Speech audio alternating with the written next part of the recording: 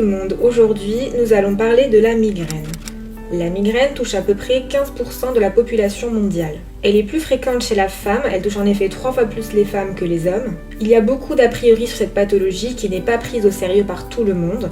Les gens pensent que la migraine est un simple mal de tête qui peut arriver à tout le monde. Or, pas du tout. La migraine, c'est la répétition de crises très douloureuses qui se manifestent sous forme de maux de tête qu'on appelle des céphalées. Quand une migraine survient, elle se manifeste sous forme d'une douleur pulsatile ou lancinante d'un seul côté ou des deux côtés de la tête. Une crise de migraine peut durer quelques heures à plusieurs jours. Elle s'accompagne souvent d'autres symptômes comme des nausées, des vomissements et cette douleur se retrouve aggravée par la lumière vive, les bruits forts, l'activité physique et les odeurs fortes pour certains. Quand une personne migraineuse a une crise, elle a vraiment besoin de se mettre dans le noir, au calme, loin de toute perturbation, pour aller mieux. D'ailleurs, il est très recommandé de privilégier le repos, la méditation et les activités relaxantes car elles permettent pour plusieurs patients d'améliorer leur qualité de vie. La migraine est donc une maladie neurologique chronique et chez une grande partie des migraineux, ces crises ont un impact sur leur vie socio-professionnelle, où des tâches simples de la vie courante deviennent très difficiles à réaliser car elles peuvent soit entraîner une crise migraineuse, soit aggraver la crise. Pourquoi ces personnes sont si sensibles à ces événements au point d'en avoir des migraines ? Eh bien, c'est parce que leur cerveau est beaucoup plus sensible que la normale.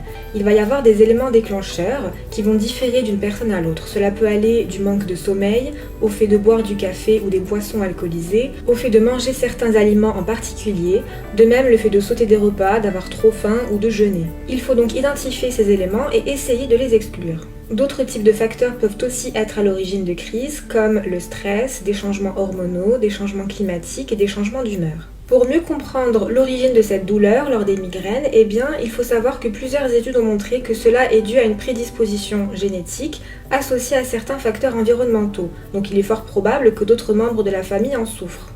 Ces patients vont avoir un cerveau ayant une activité électrique anormale où il survient une excitabilité neuronale excessive, qui, selon la théorie trigéminovasculaire, va mener à une activation du nerf trijumeau. Cela va donner lieu à une libération de neuropeptides qui vont provoquer une vasodilatation dans les méninges, une inflammation des neurones, et ensuite cette douleur migraineuse. Ainsi, toute cette activité électrique dans le cerveau va aboutir à ce mal de tête et à tous les symptômes associés comme l'aura, les troubles de la vision, de la sensibilité et de la parole. Maintenant, comment peut-on savoir si le mal de tête que l'on a est une migraine ou autre chose ? En effet, il existe plusieurs pathologies qui peuvent être à l'origine de céphalées. Il y a la céphalée de tension, qui touche plus fréquemment la population générale. Ces céphalées ne sont pas aggravées par l'activité physique et ne présentent pas de symptômes digestifs à l'inverse de la migraine. Elles sont généralement provoquées par le stress, la faim, l'alcool, etc. Ensuite, les céphalées peuvent aussi être un symptôme d'une pathologie sous-jacente plus grave, par exemple une méningite, une hémorragie cérébrale, un glaucome ou la maladie de Horton qui est en fait l'algie vasculaire de la face. Cela dit, ces pathologies sont dites exceptionnelles et certains médecins vont préférer faire passer différents examens aux patients pour être sûrs que ces céphalées ne cachent rien d'autre. Il se trouve que les patients migraineux ont un cerveau en parfait état, sans aucune lésion ni rien. C'est pourquoi il est difficile de diagnostiquer la migraine étant donné qu'elle n'apparaît pas sur un scanner. Les médecins ont alors décidé d'établir une liste de critères pour diagnostiquer la migraine. Ils ont donc distingué la migraine sans aura et la migraine avec aura. Pour la migraine sans aura, il faut au moins 5 crises répondant aux critères B et D. Le critère B étant que les crises durent 4 à 72 heures sans avoir pris aucun traitement. Ensuite, les céphalées doivent avoir au moins 2 des caractéristiques suivantes, à savoir unilatérale, pulsatile, modérée ou sévère et aggravée par les activités physiques. Ensuite, ces céphalées doivent avoir au moins 2 des symptômes de nausées, vomissements, photophobie et phonophobie. Enfin, il y a toujours un retour à la normale entre les crises. Et oui, parce que même s'il y a des symptômes comme troubles de la vision ou du langage, à la fin de la crise, il n'y a aucune conséquence sur le cerveau. Pour la migraine avec aura, qui est plus rare, il y a au moins 2 crises répondant au critère B, où il faut au moins 3 des critères qui sont que les symptômes de l'aura sont réversibles. Il dure plus de 4 minutes, mais pas plus d'1 heure, et il y a un intervalle libre entre aura et céphalée inférieur ou égal à 1 heure. Enfin, tout comme la migraine sans aura, il y a toujours ce retour à la normale entre les crises. Parlons maintenant des différentes phases de la migraine. Tout d'abord, il y a le prodrome, qui est en fait la phase qui annonce la survenue d'une migraine. Il y a des symptômes comme des changements d'humeur, une difficulté à réfléchir, la fatigue ou tout simplement une personne qui va sentir qu'une crise s'annonce. À ce stade, il est conseillé de se reposer, se relaxer ou boire de l'eau et manger pour éviter que ça n'évolue en migraine. Ensuite, pour certains patients, il y a la phase de l'aura, où les patients vont se plaindre de troubles visuels, où ils vont voir flou ou bien des taches noires. Il peut aussi y avoir des troubles du langage. Ces symptômes peuvent être très déstabilisants, mais il faut toujours garder en tête que ce sont des symptômes passagers, non permanents. S'installe ensuite la douleur migraineuse, où il y a tout simplement activation des récepteurs de la douleur suite à un flux nerveux envoyé à tort par le cerveau, puisqu'il n'y a pas de réel dommage. Il est important de traiter la douleur dès le début pour éviter qu'elle n'évolue en une grosse crise. Après cette crise douloureuse, il y a une phase appelée post-drome où les patients vont comme passer par une phase de sevrage où ils seront fatigués et épuisés d'avoir enduré cette crise et souvent de mauvaise humeur.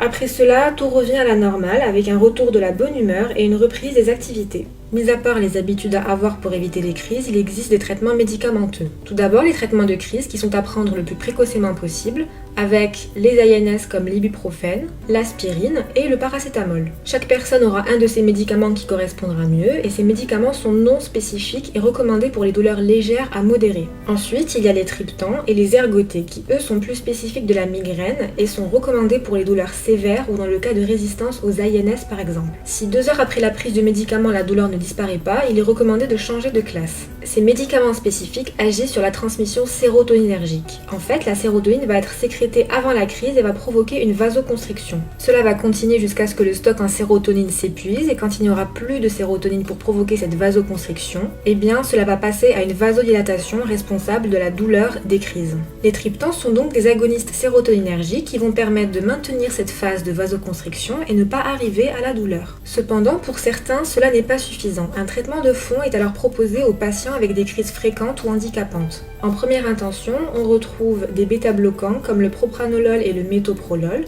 Je vous invite à aller voir la vidéo sur les bêta-bloquants dont le lien est en description. Ensuite, d'autres classes peuvent aussi être utilisées comme l'antidépresseur amitriptyline et l'antiépileptique topiramate. En deuxième intention, il y a le pizotifène et l'oxétorone. Et en dernière intention, il y a la flunarizine qui est à prendre maximum pendant 6 mois. L'objectif de ces traitements est de diminuer la fréquence et l'intensité des crises et non pas la suppression totale de la migraine. Il est très conseillé aux personnes migraineuses de tenir un journal où ils listent toutes les activités faites pendant la journée où ils ont eu une crise migraineuse de façon à ce qu'ils puissent reconnaître les facteurs déclencheurs et les éviter au maximum. Ils peuvent aussi comptabiliser le nombre de prises mensuelles car il ne faut pas dépasser 15 prises par mois au risque que ça se transforme en une migraine chronique où les patients vont avoir une crise plus de 15 jours par mois. Évidemment, mis à part les médicaments, le mode de vie joue une part importante dans la prise en charge. Il est très recommandé de diminuer le stress, de prendre du temps pour soi, d'avoir un bon sommeil, de pratiquer des séances de relaxation et surtout de ralentir. Pour beaucoup de patients, ces seuls changements ont beaucoup amélioré la qualité de leur vie en diminuant la fréquence et l'intensité des crises. Voilà, merci d'avoir regardé, j'espère que vous avez apprécié. N'hésitez pas à laisser un petit pouce bleu et abonnez-vous.